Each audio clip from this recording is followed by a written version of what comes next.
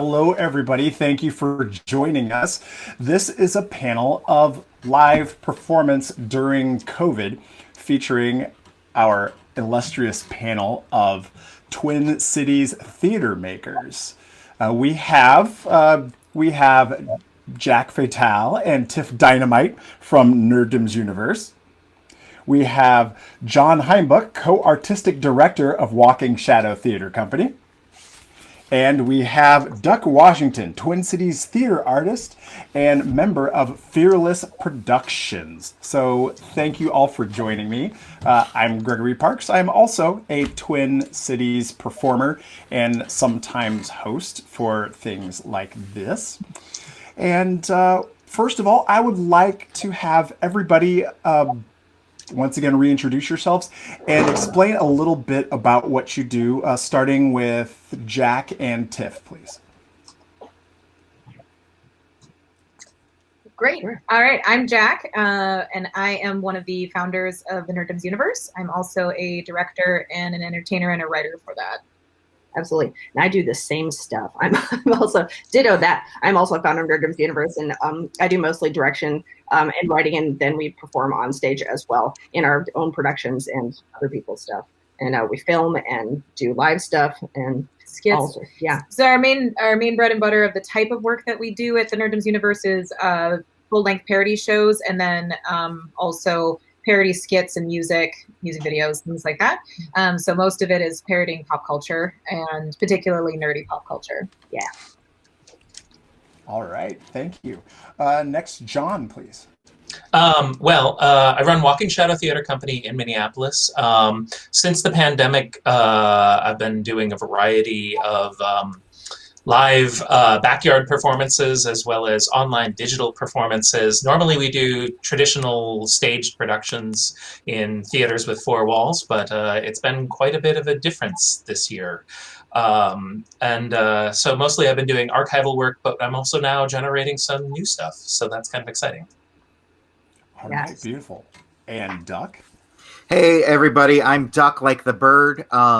I do a little bit of everything. I'm an actor, a director, an improviser, a storyteller, an audio designer, a playwright, educator. If you name it, if it's something that has to do with performance, I've probably stuck my thumb in that pie at some point or another. I work for a lot of different groups. I just most recently was named executive director for the Twin Cities Horror Festival. I'm also on the board of directors for Fearless Comedy Productions and Rinky Dink Operations. I'm a member of Blackout Improv and Vilification Tennis, which I'm sure a lot of the nerds in the Twin Cities are probably aware of, the insult comedy group. And yeah, that's kind of where I'm at. And I've done a lot of very different things online and not online since the pandemic began. Beautiful. So about a year ago, January, February, we saw on the news the spread of COVID and how it was slowly weaseling its way toward us in the United States of America. And so once the pandemic hit full bore and lockdown started, what was your first, what things did you have in the pipes? What were you working on at that time? Did you have anything?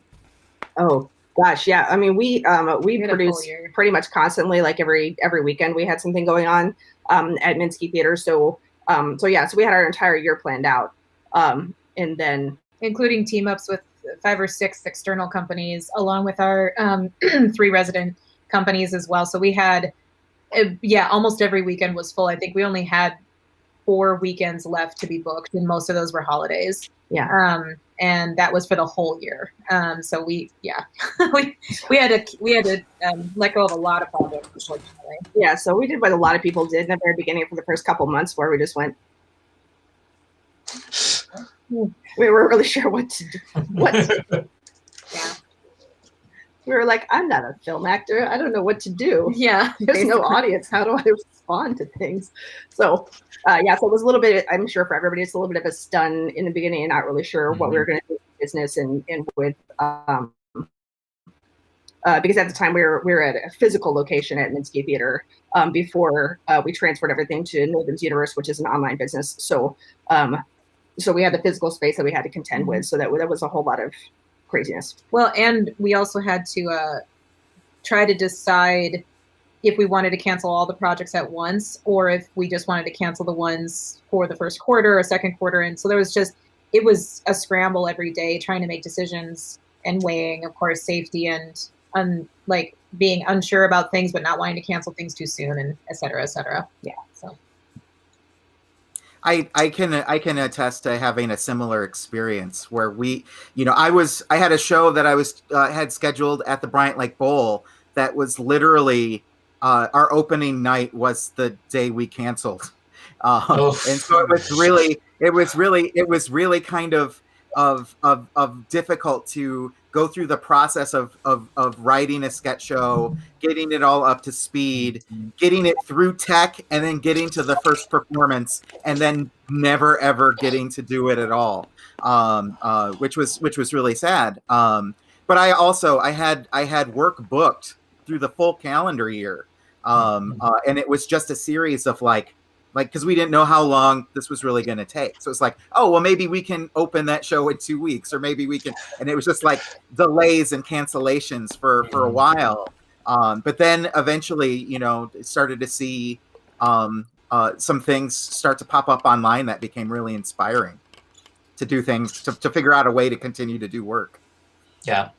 I had been not in rehearsal, but about to enter rehearsal, doing production design and production meetings for a show by Savannah Reich that we were going to do at Open Eye Theater called Red Mayor, which was all about the first communist mayor in the country. And it was going to be very political, very topical, and it ended up not happening. I still remember 3, 4, when SARS was coming around. And I remember sort of like thinking about this, like, maybe this isn't going to be a thing. Maybe it's not going to be an issue. I had friends who had family in China. And so I was hearing stories about that. But it's hard to know, like, was this still... how real was this information? It wasn't kind of until Italy was getting it that I was like, oh no, okay, got it. So my wife, Amy, is also a director, a local theater director, and she had a production that was in rehearsal that was 2 weeks from opening, and they canceled it, which was rough. We fortunately weren't in rehearsal yet, but we still had done a bunch of developmental workshops with it. So we gave our actors an honorarium and sort of said, we'll see what happens in the fall. And then as we went into lockdown, I started doing last year, I learned Charlie Bethel's one-man performance of Beowulf and did it at the Minnesota Fringe Festival. And I turned around and started doing that for the camera, just because it's a tale about heroism and being assailed by unseen opponents and needing to be locked down in one's place. So there's a certain amount of like resonance it had. And I thought, here's an opportunity to do this. So we did like 6 performances on Facebook Live. And then we went kind of into our own seclusion and started figuring out how to rebrand for online work. But it's been a journey for sure, losing a bunch of shows and trying to figure out what comes next. We also have an long-standing site-specific show, Cabal, which is basically an escape room with live actors. And there was just no way. We talked about safety protocols for how to do that show with performers and audience members holding hands. And we were like, oh, maybe we can not hold hands. Maybe we can sanitize between each performance. And but we ended up canceling that show pretty early on because there was just no way to have 10 audience members and 2 actors share a room together in close proximity with each other with hands-on puzzles. So we still have the space and we're hoping to bring it back when everything allows, but it's going to be a little while, I think. John, that would have been quite an escape room and a good idea for that escape from the right? For real. An actual element of danger and necessity. Right? Try not to breathe. Yeah. Truly immersive performance. Devious, ingenious, groundbreaking. It's interesting Now- that everybody's talking about pivoting, and one of the things, if that's okay, I want to expound on this. I really am curious to hear the opinions of the panel. That I immediately started to think about pivoting, and every artist I spoke to immediately thought about pivoting, but I was actually thinking about, I read this article that came out a few months into this idea that somebody brought up the idea of why are we expecting artists that are in the live arts performance areas to suddenly now become, you know, film actors and film technicians and learn how to do all these things. And and just how it's been interesting that the lack of support from the federal level up until now about taking it seriously, that we can't necessarily just pivot. I mean, I'm really glad that so many people have found a way to do that. But just, I'm curious about your guys' experience with sort of almost the audacity that suddenly we could just all pivot, like, because we're artists, we'll figure it out, or because, you know, and that we're supposed to be on the forefront of figuring it out. We're supposed to be on the forefront of, you know, and it kind of that duality of like, I do want to be on the forefront. I do want to help keep hope alive. I do want to be a leader, and like, we can adapt and we can change, and we're so used to being adaptable, but then how far is too far to expect our own adaptability before we start compromising our own artistic integrity and our forms? And I'm just curious about that. That's such a great question. Or even your own self-care or mental health. Yeah. Because to some degree, it seemed like it injected an extra steroid helping of the rat race aesthetic into performing. And how do performers, how do we as performers, how have you as performers adjusted to that, managed to take care of yourself without taking on that pressure or that expectation that you were just talking about too, Jack? For me, it was a lot of it had to do with my own mental health. In actuality, having my art taken away from me was a tragic loss. Sure, financially, but that outlet, that expression that I get, like, brings me so much personally to have that go away with something I couldn't deal with, which is why my pivoting had to do more with me needing to express myself, especially not only because of like the tragedy of the pandemic, but also the murders that we saw of young Black men and women all over this country at the hands of police. I needed to find a way, an outlet to express a voice, whether it be through comedy, tragedy, whatever. And this was the only avenue I could see to effectively talk to people. Yeah, for me, there was a big shift, I think. I mean, I had been doing film work, or video work more accurately, for about the last 10 years. Off and on as kind of a side project. And so I felt like I was in a good place, both having previously recorded a bunch of live performances from Walking Shadow that we had never done anything with, which just sat on that footage. And then also thinking about like how to focus on live performance, or what the nature of it was, as opposed to digital previous recorded or live recording performance. It felt like that was sort of a natural segue from my skill set as an artist. And having leapt immediately into doing these online 6 performances of Beowulf, it was like both very satisfying to have something to give to the world, but also very unsatisfying to have no immediate audience response, no back and forth, not hear the laughter, not hear the feedback.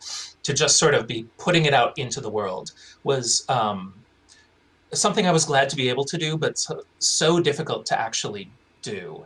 And that once we'd done those 6 performances, we just kind of packed up shop.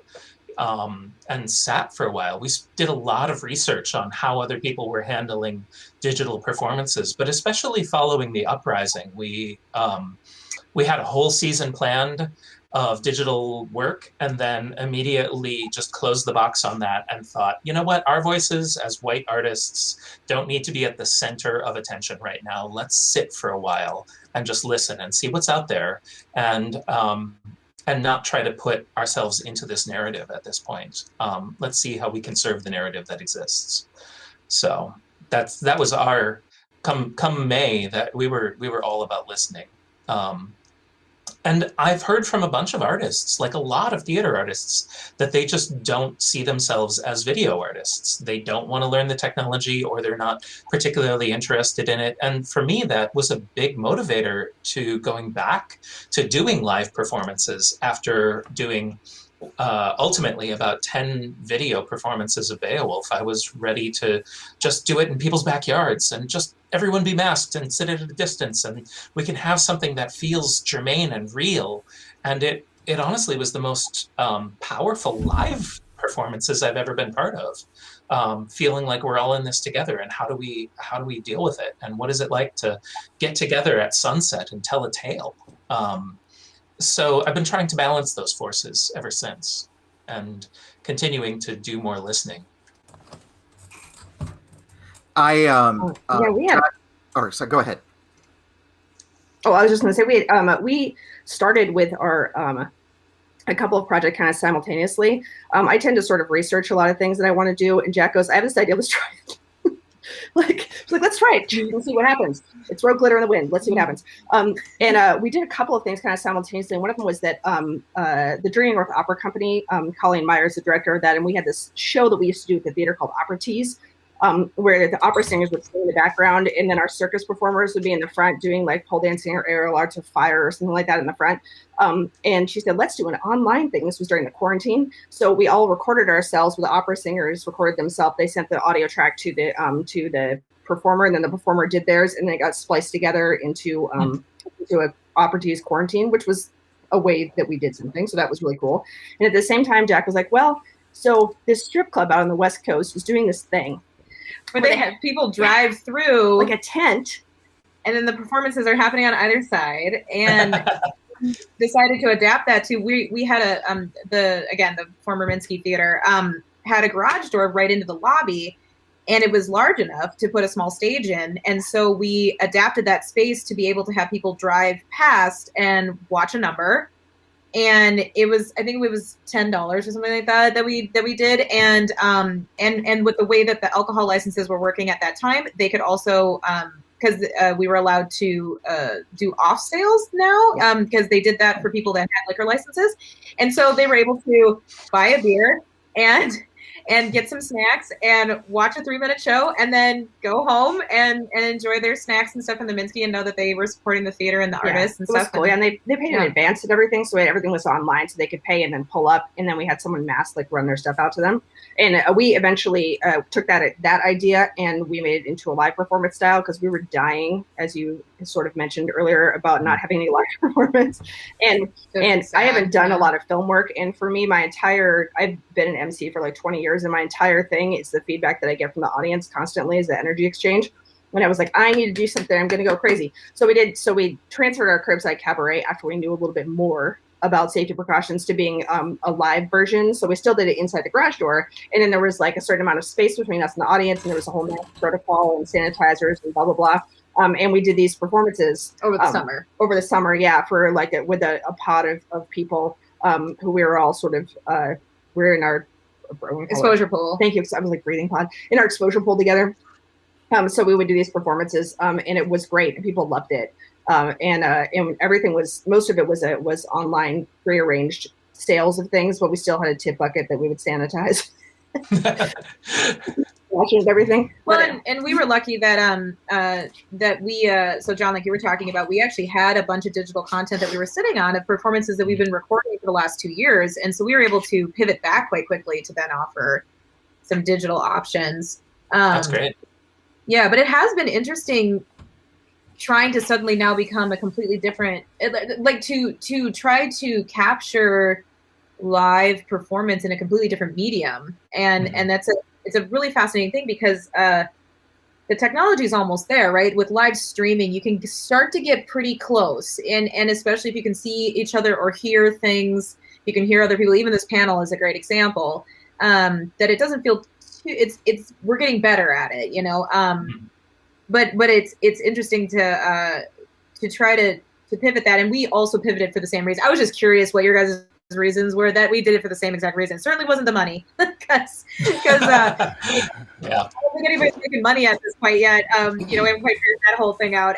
But our two troops, I mean, we told people, I mean, we have to close the season, and literally every single member of all of our troops said, we don't care about the money. We want to do the shows. We want to stick together. We want to do the things. So we started pivoting to Zoom rehearsals, and yeah. So it was interesting to see just how many of the artists were like, we don't, whatever with the money, we're doing this, so we don't want to jump off a cliff during this. Yeah, they really, and I mean, it's helpful that we had, so we filmed 4 shows since quarantine, like 4 full-length parody plays. Wow. And I'm sorry, 5 in Toto, including the Grimm. We did 5 of them. Well, the Grimm's not really a parody; it's a circus fantasia. But we did 4 our Pride show, Clue, and Quest, like a D&D adventure, and the Vampirette, which is an episodic vampire bachelor story thing, which Todd actually filmed for us. So we did film all those, and we had the fortune of having a group of people, especially in the parody troupe, who are very close knit. They're very close to each other as friends. And they care about each other a lot. So they are okay with doing a quarantine for a certain amount of time before we get together to actually film unmasked. And they're okay with coming together, everyone being masked and using lots of safety precautions as we're doing rehearsals and doing online rehearsals and things like that, and doing production stuff behind the scenes. I mean, they're really great about it. So we didn't have any illnesses or anything result from this whole year. Yeah. Yeah. I think I would like to say it's due in part to like our safety precautions, but to be honest, I think it's really due to the fact that all of them are nerds. And if you ask them what they were going to do on a Saturday night, not during the virus, they would do the same thing in their house. Like it's what they would be doing anyway. So it wasn't too much of a shift for them. And they're all very safe. So it was, so we're very fortunate to be able to film all 4 of those in 5 with the Grimm, all 5 of those shows this year. It was awesome. Yeah. I'm sorry. Go ahead, Greg. No, go ahead. I was going to say, one of the experiences I got to have this past November was a theater company called Fortune's Fool decided to actually follow the mandates that were set forth by the governor and actually stage a live show at the Crane Theater, which was a storytelling show where they booked multiple artists to tell stories based on their decisions whether or not to have children. The show was called To Breed or Not to Breed. I was asked to be a part of this production. And I thought about it like very carefully at first, but realized that like I really wanted to take that step to see what it would be like to move back into a live performance space. So I agreed to sign up to do this show. And you know, everything was very well planned. It felt very safe the whole time. It felt safer than going to the grocery store. In all honesty, we had different mic covers for every individual performer. A performer was never on stage with a performer they didn't live with on stage. Like one person would leave and then the next performer would come out. We were all like 40 feet away from the audience. But it was really, I'll never forget what it was like to hear a live audience laugh again, you know, to tell that first joke and hear, oh, that's a response I haven't heard in 8 months. And just how wonderful and important that is, that I think we sometimes take for granted. Yeah, so I had done the 6 performances for the for Walking Shadow of Beowulf digitally on Facebook Live, and then we actually got booked through part of MELSO, which is the library's Smart Pass program, to do another online performance, or to make those online performances available. But because they'd been recorded on Facebook Live, their quality was not really great for rebroadcast. So I ended up doing 4 additional recordings in the parlor for Walking Shadows Cabal, since we weren't using it to do other shows. And it was an isolated space. So I would go there and record those. And after doing something like 10 online purely on my own in the room with no other audience, I was just tired of it. And because of all the mutual aid of living so close to George Floyd Square, all the chaos of this summer, I bonded really closely with a lot of my neighbors. So I just reached out to my block and said, hey, who wants to come watch me perform this in a backyard? Anyone who wants to. I know where you've been. We know each other. We're like relatively safe. We can all be distanced. Bring a lawn chair and we'll do the show. And I did the show. And it was so well received by my neighbors that friends of mine started saying, how do we book you to come down and do it here? So I ended up saying yes to any friend or friend of friend or any individual who wanted to book it. If they asked a flat fee, I would give them a flat fee, but it was usually very nominal. Otherwise, I'd say we can pass the hat. And I made it enough to justify doing the show. Most performances, sometimes I did pretty well. But the criteria that I imposed on it was no more than 5 to 7 households, or potted people already, not more than 20 people in the audience. And I don't want to be in charge of doing any of the marketing. So I'm going to do it. And whoever of your family or friends shows up, great. But I ended up doing through the fall, basically from equinox to solstice, I did 11 performances of it. So basically 1 a week for that entire 3 months. And it ended up being great. It was so, because I was going to people in their own communities and telling it to just their friends, and they could share that excitement. So the people showing up weren't, oh, I hear I bought my ticket and I'm already a theater fan. They were like, I don't know, I don't go to live things. I'm just a friend of this person who told me I need to see this. And that was so exciting because they had such a vitality to them that I rarely get in live theater audiences. So I kind of don't want to go back. I mean, I do want to go back. I love live theater and I love what you can do in the structure of like lighting and sound and props and sets. But like this show, all I'm dreaming about right now is just going on the road and performing this show for friends around the country, doing the same structure of not feeling like I'm beholden to having an official theater company or a school like license me coming there, but rather just who's around, who wants it. I can do this show for you. Let me tell you a tale. It's kind of powerful. That's old. Yeah, that's really fun. There's I know that was reminded me. That's super cool, by the way. Really awesome. It's like old fashioned storytelling. Like that's going back to like Greek level. Yeah, story. it totally is, and it's I'm in a lucky position that the writer of this, he passed away. I've been working with his family, and actually a bunch of Walking Shadows online content was old performances of his that he'd recorded. So we've been releasing those and making his performances available to people too. So it's actually been this partnership between his family and us, and so it's fortuitous. Like I wouldn't have done this if I didn't already have it in my back pocket, you know? Yeah, that's really cool. I was going to say, that reminded me that 2 of our fire performers, Candelora and Brett the Axe, live out in the suburbs, and they wanted to do some fire stuff, which we couldn't do at the curbside because of the ceiling height, and they have to do it a lot of places. So they had a performance in their giant backyard out in the suburb, and they had to tell the fire marshal what they were doing. So they told the fire marshal, and the entire fire department showed up to watch the show, including all their like, yay! That's awesome. Yeah, this is great. So, like with these, our friend Staj runs it. Wait, what was that, Gregory? Oh, I was going to say with these stories, with these experiences, with the drive-by cabaret and the backyard performances and the fire department stopping by the backyard, it's a real testament not only to the connections that performing actually foster between people, like one of the things Duck was alluding to, and that all of us were saying we missed, but also it's, necessity, giving birth to the invention that actually is bringing things back around, revitalizing the foundations of live performance, like you had said, Jack, with like Greek theater and, and communities gathering around a fire. And in the midst of this separation and, the gritting of teeth and trying to get some people to act like a community or with community in mind, as performers, still finding ways to maintain or rekindle or, kind of give a shot in the arm to other ways that we tend to connect with each other as communities.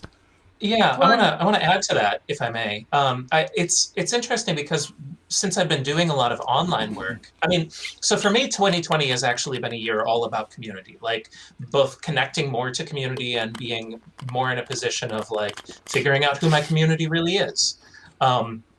And so, and how can I be supported by that? But the thing that was really interesting to me was after doing performances online, I'd had friends around the country, people who either used to live here or I met when I was traveling or whatever, who were invested in my work as an artist or my theater company's work, but had never actually gotten a chance to see it or hadn't seen it in decades. And suddenly the fact that we previously had always been like, no, we're a live theater company. We don't do like distanced events. We don't do video. Now suddenly we were able to say, here, have a show.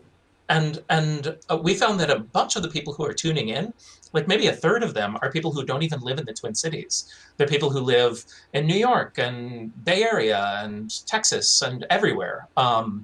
And it's so exciting to realize that those people are out there, and I don't want to lose them when we move back to live events again. And I don't quite know how to keep that, but we'll figure it out. Well, there's an interesting thing that I think is going to happen that I think would never have happened without the pandemic, is that we are seeing the birth of incredibly advanced technological ways of connecting with community. Like there's no way that virtual reality isn't going to get a massive boost from the pandemic, because what's going to happen is that even once there's vaccines and things like that, you're still looking at 1 year to 2 years before it's safe to have really, really large scale events again. And the VR technology was already really starting to hit a sweet spot of it being commercially viable. And so I think this is going to kick that into the hyperdrive, basically, and that you're going to start to see the ability to do virtual reality streaming shows. And at the same time, we are seeing this massive shift in that everybody was forced to slow down and look around for the first time in many decades and see all the issues that can no longer, they never should have been ignored in the first place, but can absolutely no longer stand, that we need to fix in the community, and this sort of drive for old-fashioned connection and storytelling. So it's almost like we're seeing also at the same time that we're seeing the birth of this really advanced technological way of connecting, we're seeing the rebirth of the way that we can connect so viscerally and simply with just the concept of storytelling, and it's expanding our definitions of what theater is into these new areas that I think is just absolutely provocative, and it's pulling us away from the giant conglomerate, theater houses, that have this very formulaic way of what success looks like in theater. And so I think that's really fascinating that we're seeing both at the same time. And yeah, that's just neat.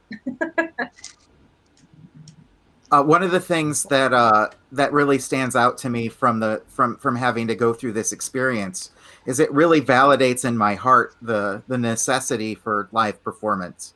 Like there's always been this debate, like, oh, I can just go see a movie, or what's the difference, between seeing a play and, watching an episode of Seinfeld. But the way that like it makes it, what we've had to go through really illustrates the importance of those connections, whether they're happening digitally or in person. And so like, like it inspires me to continue to explore like what it is about what we do as theater artists that's important specifically for theater, and what theater is contributing to building community, to building access and incite change and possibility. Mm-hmm. So I've been talking to a lot of. Oh, sorry. Go ahead. Oh no, I was saying exactly. I was just agreeing. Yeah. Just amen. You know. I've been talking to a lot of artists over the course of the last few weeks, and I am hearing back. Walking Shadow is holding auditions right now for an online show that that Duck wrote for us, actually. And I'm encountering a lot of people who are for whatever reason not interested in doing online performances, or are maybe looking at a career change, or are maybe looking at reevaluating what the live performance means to them. And as we've been talking so much about innovation in this field and moving forward and change and possibility, I think it's also worth noting that like there is nothing wrong with choosing to step away for a time or indefinitely and think about whether this is actually a priority you want to hold. You know, for me, I was struck by, oh my God, I can finally catch up on all these projects I've been meaning to do because I don't have to go anywhere. This is so exciting. But for my spouse, for example, was like, I'm not really interested in video. I am a live theater artist. I'm interested in directing people on a stage. I'm more interested in spending my energy quilting right now. And it's like, that's valid. Like there's no wrong way to move through this situation. All paths are okay. So just as much as we're offering praise for that innovation, I want to make sure that we're being mindful of the fact that choosing to step away is also a healthy, reasonable choice. Definitely part of self-care, and like if that is the reason why you're stepping back and stepping away, then you know your choices that can actually be to your benefit once things get back to a place where we can gather in larger groups, and then you can start doing that again. You've been rested, you've had reflection time, which sometimes we're not, that sometimes our culture our national culture doesn't allow for that. You always have to keep pushing. What are you working on right now? What are you working on? What's your next project? Yeah, it's like, you know, my next project is me right now. You know? And that's valid. And I think also as creators, we can't, you know, we do need those moments, those times as people who create, as people who perform, as people who give their own energy to others in such a different way. You know, we do need to take those times as well. And that, you know, like these ways that you all have adapted has been, the discussion of the ways that you all have adapted has been also a testament to that. Like, well, for instance, Tiffany, when you said, you know, for a while you were just like, yep. And you know, same for me, and I'm sure a lot of other people were the same way. And again, that's okay, because you're stopping. You know, when you do that, you might feel like you're not doing anything, but exactly, you're not doing anything, and that will get you into a place where you can assess yourself. I was listening to a therapist recently who was talking about that the pandemic is essentially a slow motion trauma, and witnessing the global devastation of our field of work. I don't even know that it's been properly addressed in the media, which has been interesting to me, that it seems like the devastation of the other areas of life have definitely been talked about and things like that. But it is only recently that it seems like there's been any focus on, oh yeah, those artists. Yeah, guys, like all of the singers, all of the dancers, all of the ballets and the operas and the theater people, everybody from the stand-up comedian to the global devastation of an entire industry. And then of course all the tangential industries of entertainment or events, of weddings and any celebratory things that require the gathering of a lot of people, and that holding space for that and pause and mourning is incredibly important as well. Mhm. Well, I remember in my house. I don't spend a lot of time not moving, and I because I like doing that, and I did spend some time getting weird in the house when I was just by myself, like staring into the abyss. But it actually helped me. It really helped me because, like I said, we were doing shows every weekend. We've been doing that for like 10 years. So it was so just as you probably understand what that's like, and just stopping to pause and reflect on the things we've done is great. We can pull out the pieces that we want and the pieces that are really important to us and the pieces that we were just doing just to create things to keep an audience. I thought that was really important because I don't spend a lot of time reflecting. I just go until I die. Like, that's what I do. That's me. Go. So I did find that to be kind of valuable. I don't feel like I do self-care like other people do necessarily. I don't like take a bath and think about my life. But I tend to go all constantly. But I feel like that is important to Jack gets me to slow down sometimes and reflect. She's like, you should really watch our performances since you don't.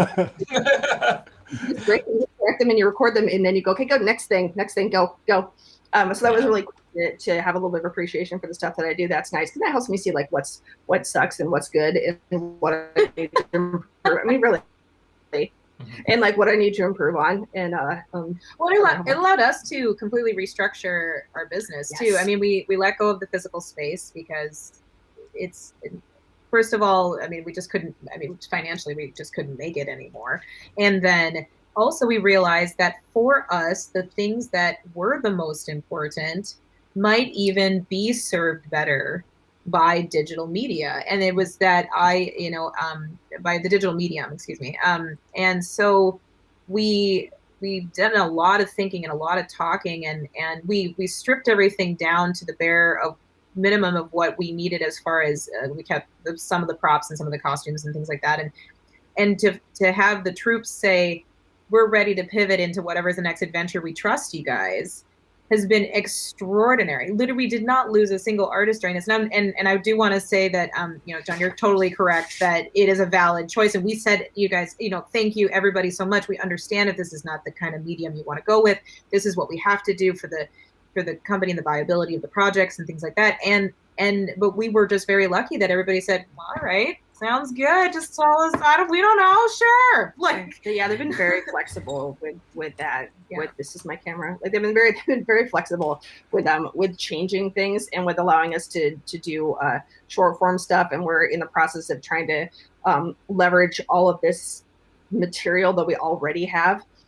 To be able to push that out in smaller segments, because we're so used to we do this kind of backwards where we do a whole show and we're like, yay, everybody look at it, and then and so we're trying to pull out little pieces of it now to draw people's interest, to market it a little bit better, and also just create really short form stuff, because we have all these great parody songs, but we just put them in the middle of a play, and then no one sees them. So Jack was like, let's make music videos. I was like, that's stupid, and I love it. Let's do it. Yeah.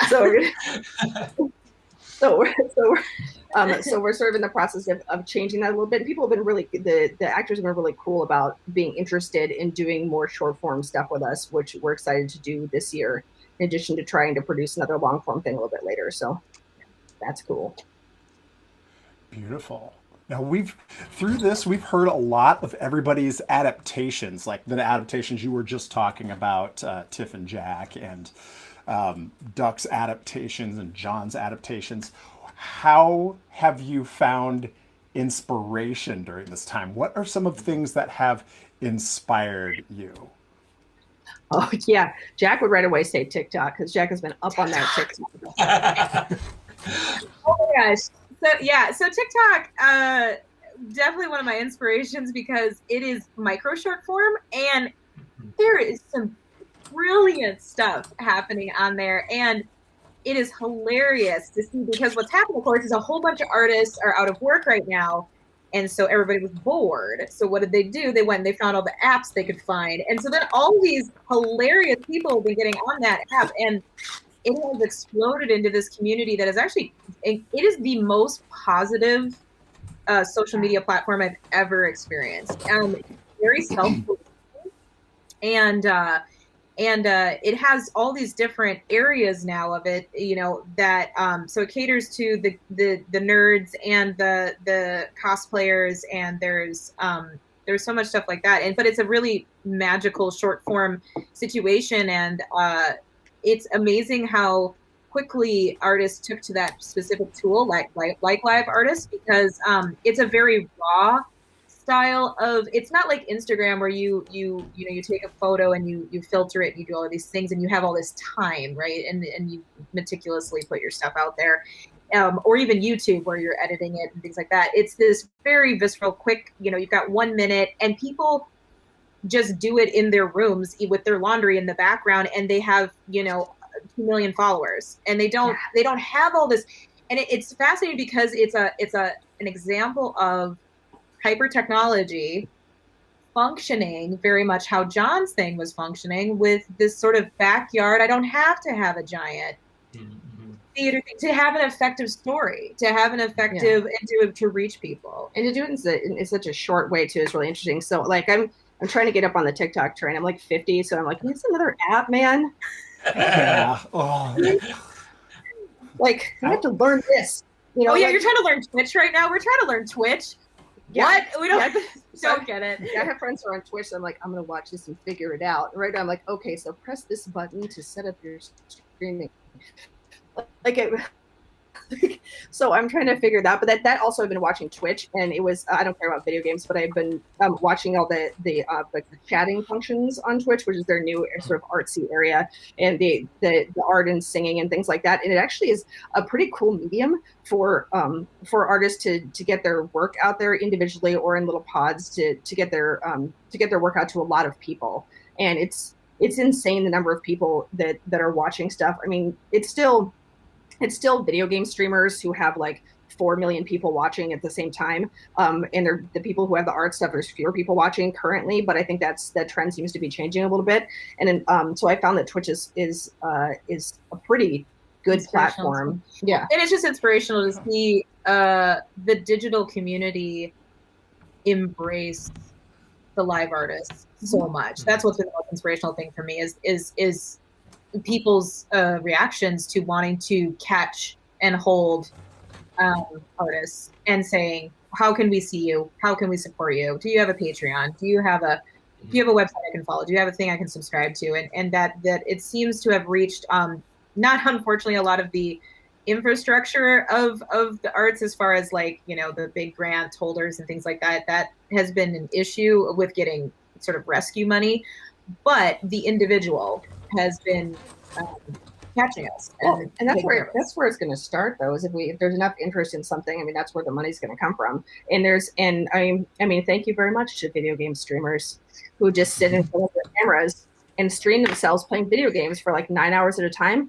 because it's gotten people interested in watching people do things. And so it almost doesn't matter what you do. If you're entertaining, people are going to watch you. And a lot of us have a very it factor thing where people want to watch us do stuff. And so if you just put a camera in front of you, they're like, let me watch you do this. I have this stupid idea that, eventually will happen. I have ADHD, surprise. And I have this stupid idea called for a podcast. I don't know if I mentioned this to you, called the 80 Hey Squirreldy. And it's just only people who have ADHD just gathered around the microphone, and we have a topic, and we try to stick to it for like an hour and see what happens. And with like no moderator. So it's like podcast. Let's see what happens. And I bet people will watch it because they're so interested, and it's interesting to see like conclusion being. Thank you. Yeah. It's going to be interesting to see like what the public pushes funding towards based on what they're interested in. Yeah, well, I mean, there are people who watch unboxing. Like, there are people who get views just from opening up boxes of things. But for instance, like to your the shows on Twitch, like there have been a number of drag shows happening on Twitch regularly. Some friends of mine who are part of a performing troupe out east have a regular monthly Twitch stream, sometimes twice monthly. So yeah, exactly. That's like, it's exactly what you're talking about, and that is really cool that people are jumping onto that and supporting that. I would say that piggybacking off of what you were saying about infrastructure and grants, and those things are wonderful, just in the way that having a four-walled theater is wonderful. But like realistically, this pandemic happened at a time when, if we were in this situation in the 90s, we wouldn't have been able to do the majority of what we're doing in order to pivot. But now we have things like, Venmo and PayPal and YouTube and Twitch and Patreon and all these infrastructural things that with Zoom that we never even thought to utilize in this way. Now we can suddenly utilize in this way. And a lot of the things that we've taken for granted about how the arts should work, like nonprofit status and organizations and boards and buildings, are maybe not as necessary as we always kind of assumed that they were. We're in an era where power belongs to the creators, and creators who have community are the key to unlocking everything right now. In terms of inspiration, I've been mostly focused on long form stuff. So the Geffen Theater did this show called The Present, where they sent you a box in advance, and then they did a magic show with you opening your box, your unsealed box you opened on screen in front of the magician, and you and 20 other people on a Zoom call would like hold up cards, and he would guess them and like hide them in your house, and he would predict where they were. Like, it was a weird, strange show. But it was super fun. Auckland Theatre Company out of New Zealand in the very early days did an adaptation of Chekhov's Seagull, which was the most beautiful piece of Chekhov I've ever seen. And it's set now during COVID, and they did it in a 4-part series, and everyone was on a group Zoom call with no audience and in these actual beautiful environments that they're in, because they're in New Zealand. So it was in people's backyards and airplane hangars and apartments and weird theaters. And you feel like everyone, because they're here to the camera, whereas normally they'd be 200 feet away on stage, it feels very vulnerable. And no one can see each other because of the COVID.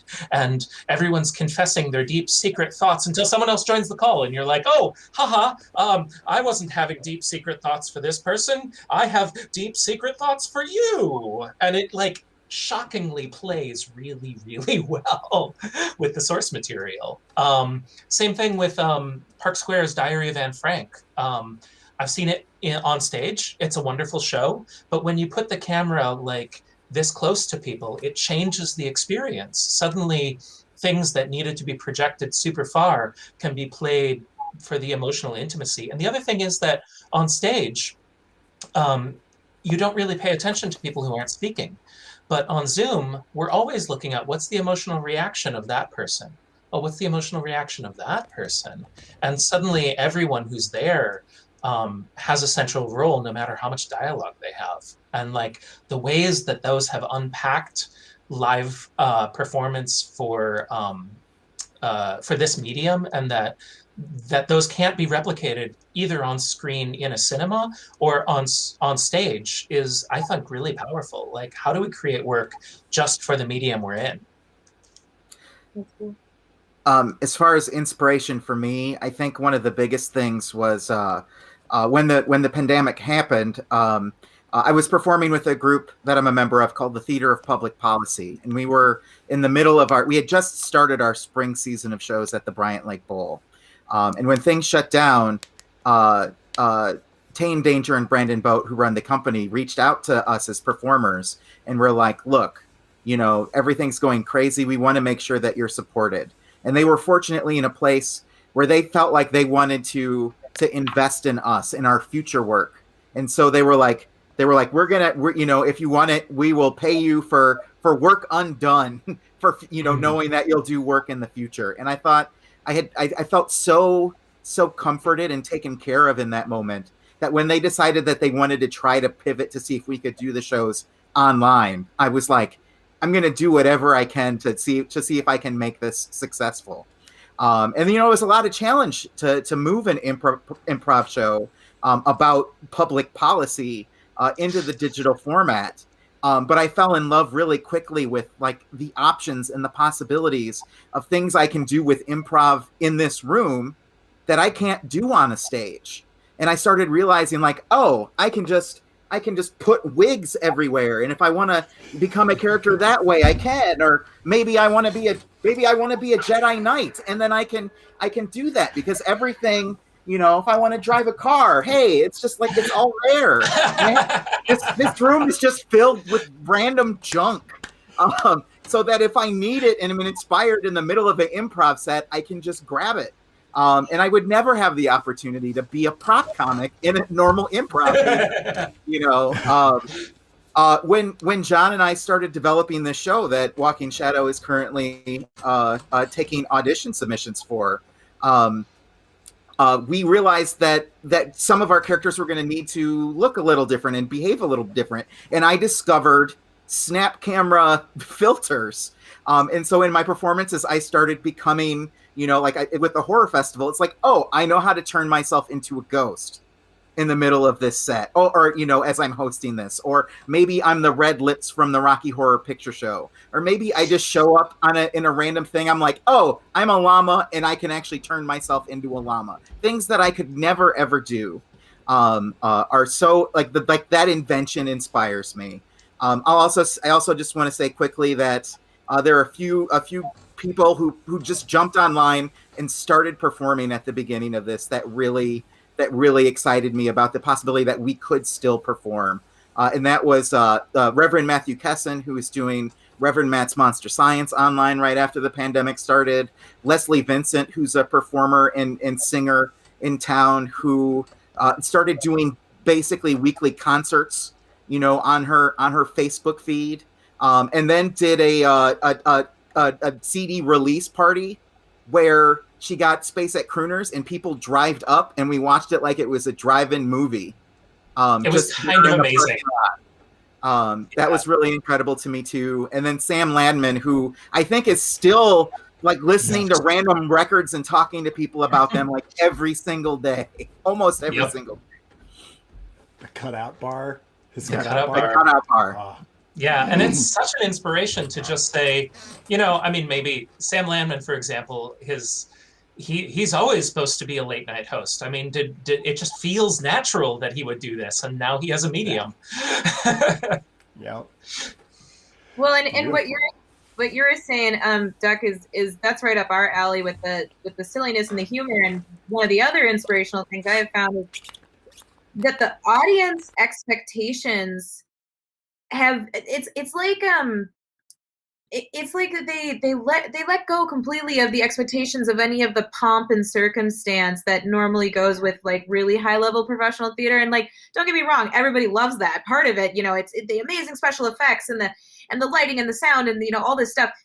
And it's like, because the pandemic has forced everyone to just be a little bit more flexible across the board, it's been amazing that so many people have immediately switched to, well, we don't care. We just want to hear you tell the story. We don't care that you can't, you can't have a set. We don't. What do we need a set for? Just tell us where you are.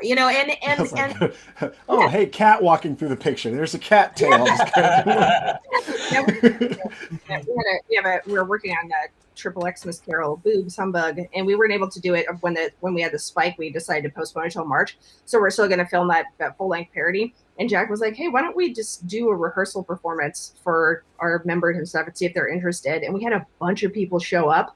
And so we made the actors dress up, but that's all they had to do was just dress up, and they could be on script and everything. And people loved it. They had such a great time engaging and watching, and they didn't care that we had a stupid backdrop and that we were kind of half in costume and everything. And they just really enjoyed watching us and being able to talk to us later about it and everything. Like, they really enjoyed that. Well, and then it's almost like that because we are entering a medium that is slightly more accessible to everyone, because almost everyone has a Facebook, right? Almost everybody has an Instagram or a Twitter. And so that medium is a bit more accessible to the general public, that it's almost like the public is now starting to be they're in on the joke, right? They're in on the joke of Zoom. Everybody's having to use Zoom right now. So they're in on the joke of that walking by. And like, I mean, so it doesn't make it feel separate. We don't feel as separate from our audience as maybe I would have actually. I actually feel closer to the people that show up and watch, because they're in the same boat. They're right there with me. And they want to see me tell a story. But they don't need the extra big flashy stuff right now. I mean, that may change again in the future. And like I said, I'm not trying to knock that style of theater. It's incredible to participate in the 4-wall theater with the $1 million budget, you know, with the special effects. It's incredible. You know, and I've been lucky enough to get to do that like once in my life, you know, with that kind of level of budget, and it's incredible. But the idea being that the accessibility has almost gone up, and the accessibility for people like monetarily has gone up a lot. There's quite a financial like block right now to go see professional theater, and now you have all these professional theater artists that are going, well, you know, $5 from my Twitch, and if you have 1,000 people, you know, you're making a lot of money, you know, and so that's kind of really interesting piece of it as well. And I think these performances, like you're saying, the audience is in on the joke. And now, like, Zoom video conferencing has become such a thing, you know, whether it's Google or Zoom or, you know, Facebook chats or whatever, that in a way, these are turning that on its ear or making fun of it or making it out of something that can be fun. Like what you were saying, like with Duck with the props or whatever, and Tiff, like you were saying, with just people putting on some costume things and still on script. Like that was this year's production of It's an Honorable Life. I mean, people in a Zoom call wearing Klingon foreheads and reading their scripts off of the screen, and people from all over the city, state, and country just watching it. And the accessibility, I think, John, you referenced that earlier, where people who haven't gotten to see you perform since you were doing things streaming now have been able to see you perform. And it's the same thing with the cabaret performances and, you know, Boobs Humbug and and all that. It's definitely upping the accessibility of things, and that's a benefit to performers and to performance. Well, Speaking of which, performers and performance and benefit, it's getting time to wind down, but I don't want to close this out without giving each of you a chance to talk about what you're working on next and where people can find you and your work and updates about what you do. Let's start with Duck. All right. So as John mentioned before, I just wrote a show for Walking Shadow that is going into auditions. The title is in flux. It's currently untitled. I think we're leaning towards reboot as the current title, but it is going to be an interactive theatrical experience online with puzzles that should be really great. I perform with Vilification Tennis. We perform online still every month. So you can look for us at the end of February. Greg also does that sometimes as well. Yeah, I'm just very excited to be doing everything that I can. There's lots of things going on. You can follow me on Facebook if you want to learn more about what I'm doing. All right, thanks. Jack and Tiff. Oh gosh. Yeah. How much time do you got? So we have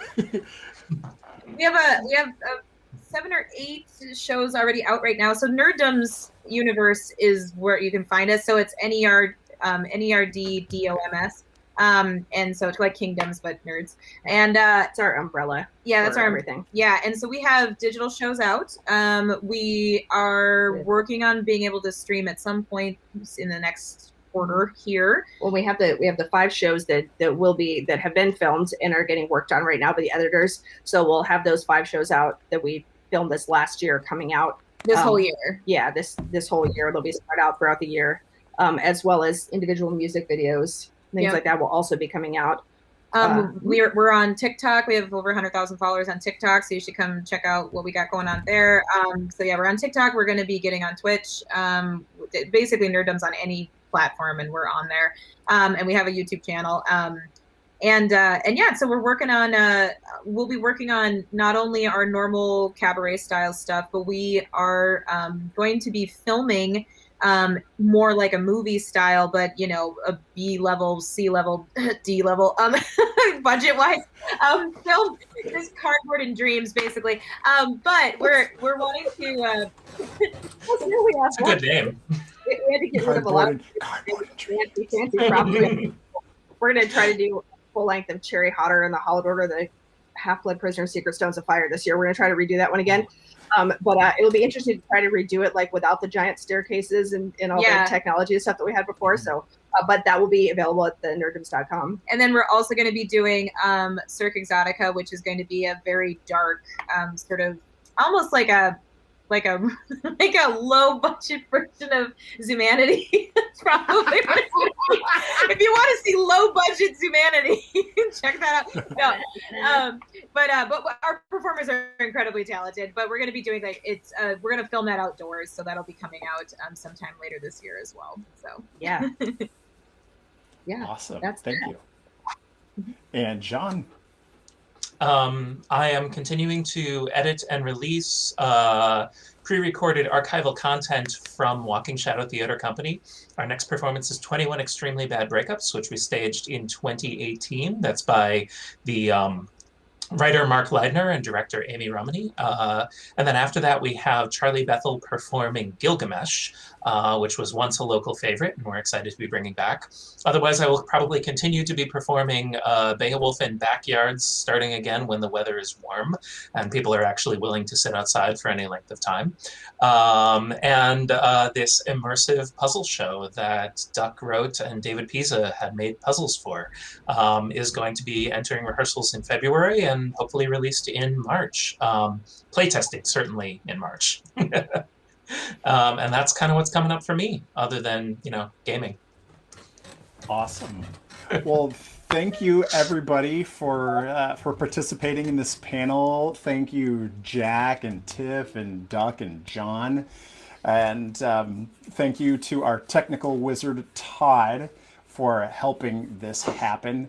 And thank you for all these shared stories of adaptation and flexibility and vitality and art, keeping art going, and how art keeps all of us going.